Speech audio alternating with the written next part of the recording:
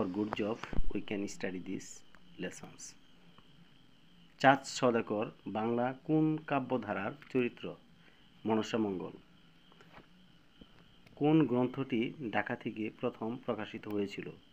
নীলদর্পণ। নজরুল ইসলামের প্রথম প্রকাশিত গ্রন্থ? রাজবন্দির জবানবন্দি। পুঁথি সাহিত্যের প্রাচীনতম লেখক? দৌলত কাজী।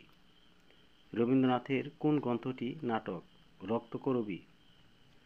কোন কবিতা রচনার জন্য কাজী নজরুল ইসলাম কারাদণ্ড হয়েছিল? কোন কবিতা রচনার জন্য কাজী নজরুল ইসলামের কারাদণ্ড হয়েছিল? আনন্দময়ীর আগমনে। সবার উপরে মানুষ সত্য, তার উপরে নাই। চণ্ডীদাস। রাজলক্ষ্মী চরিত্রের স্রষ্টা ঔপন্যাসিক? শরৎচন্দ্র। কাজী নজরুল ইসলামের প্রথম প্রকাশিত লেখা? বাউন্ডুলের আত্মকাহিনী। মহুয়াপালাটি রচয়িতা দিস কানাই। থ্যাংকস।